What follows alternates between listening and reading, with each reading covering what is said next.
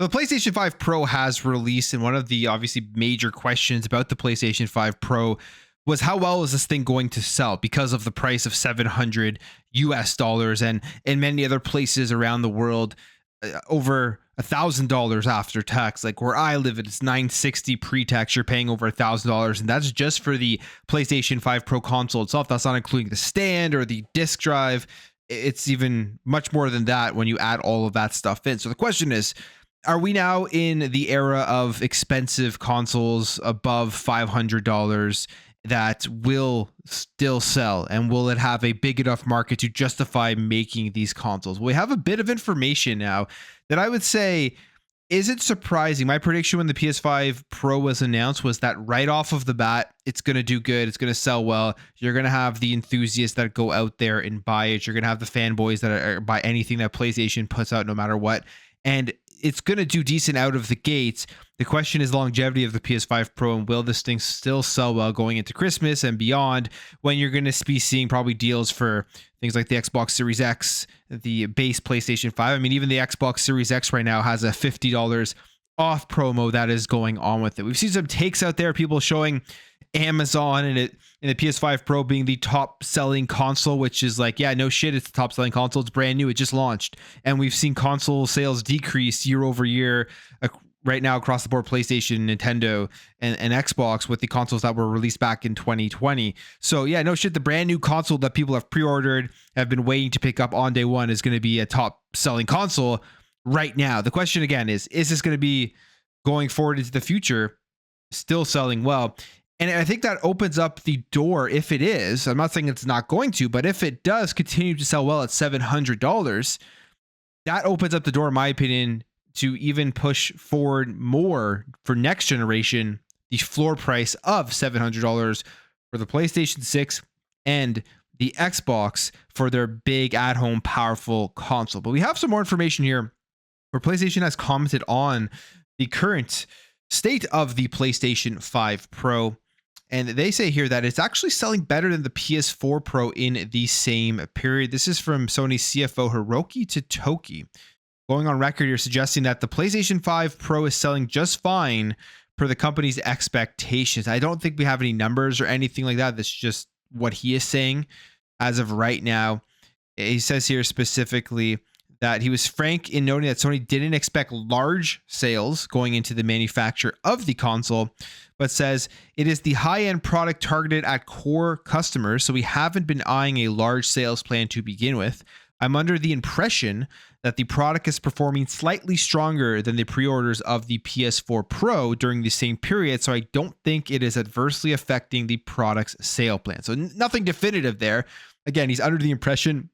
We'll obviously wait and see what the numbers are and have more information about that with the next financial report and everything about exactly how well was this thing doing at launch. But as of right now, he's saying, yeah, it's on par here with the PlayStation 4 Pro. Now, if you're wondering what the PS4 Pro sold, it sold around 14.5 million units. And according to these analysts at Ampere Analysis, they say that they believe that the PlayStation 5 Pro will sell through about 13 million units in 2029. So they think it'll be similar to what the PlayStation 4 Pro did. But there's obviously one major difference here between the PS4 Pro and the PS5 Pro. It's that price tag. You had a $400 console versus a $700 console.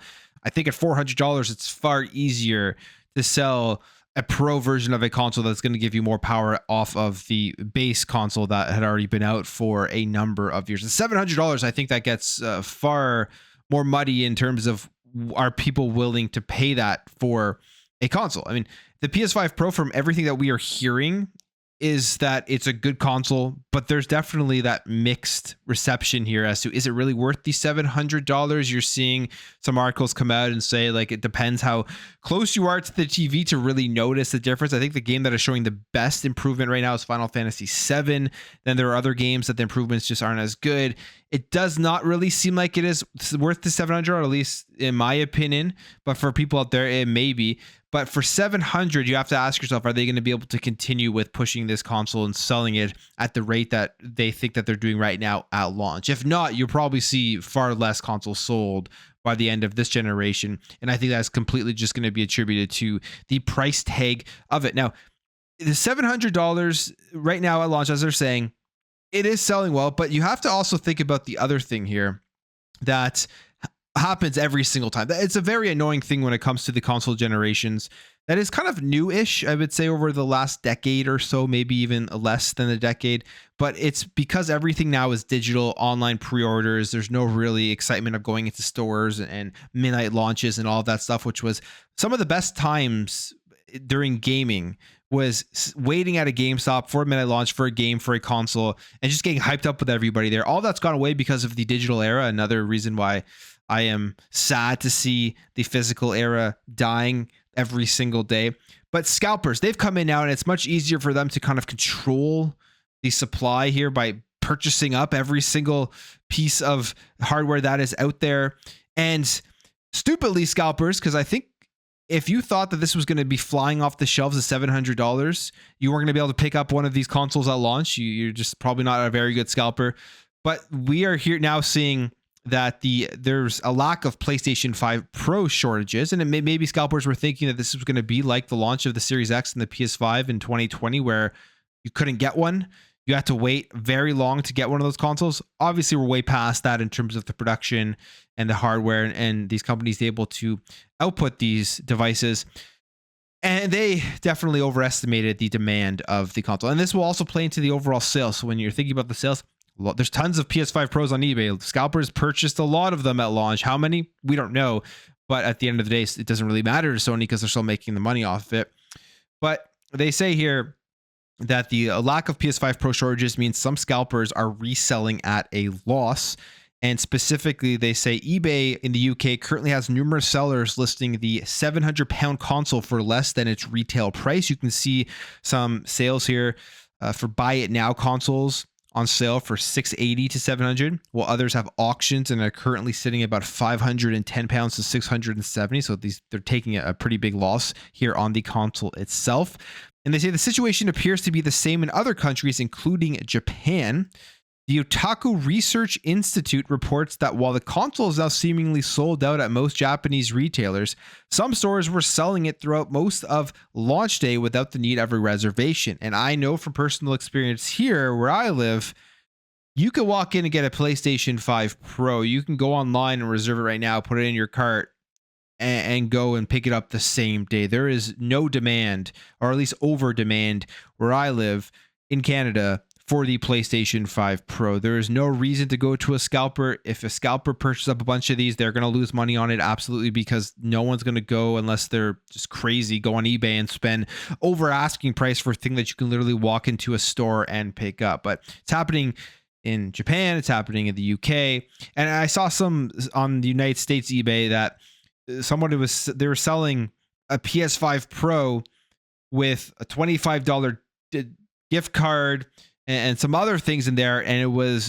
just slightly over the $700 asking price. It was like $725 or something like that, but there was a lot added into that. So we're seeing this happen across the board.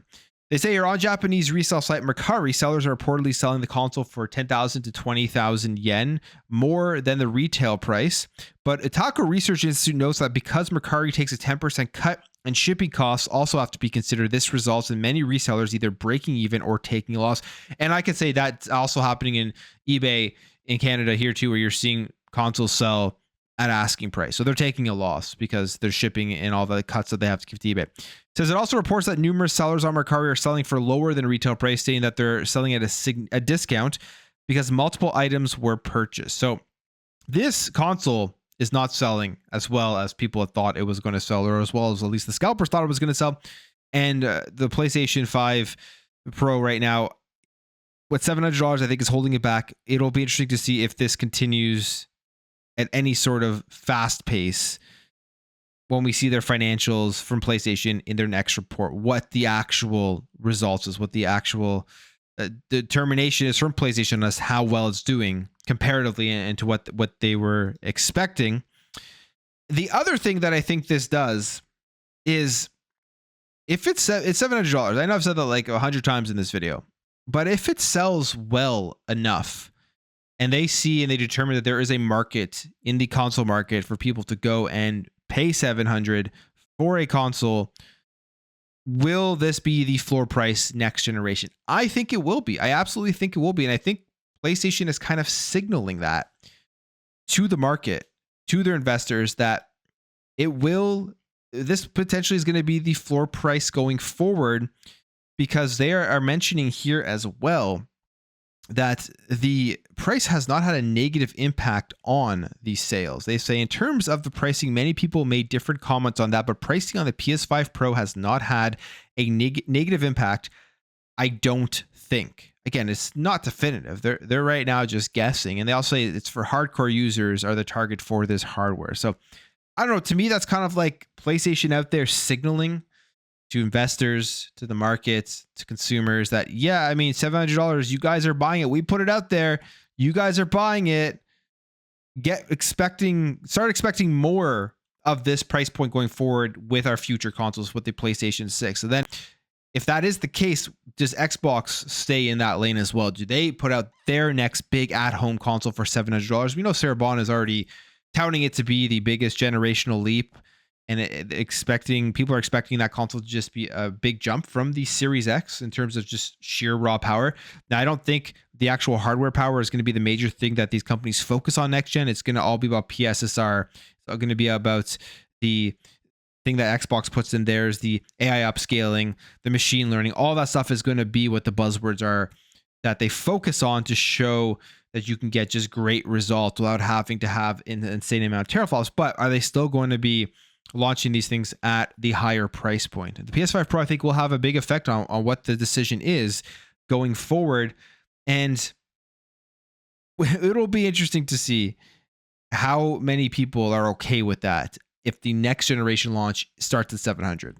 Now, I do also think there will be a lower tier. I do think they're both of them, actually, if they are starting at 700, will have a smaller priced console, the handheld for Xbox, and maybe just like a Series S style of console for the PlayStation 6, or maybe they do a handheld as well. Not 100% sure, but it will definitely be interesting to see what the reaction is going forward if that is the floor price. So I just want to talk about that because I'm finding this whole PS5 Pro discussion, how well it's doing, people defending it, people being against it, pretty interesting, if I say so myself. But on the video there, if you did enjoy this video, hit that thumbs up. If you're new, hit that subscribe, and I'll catch you guys in the next video.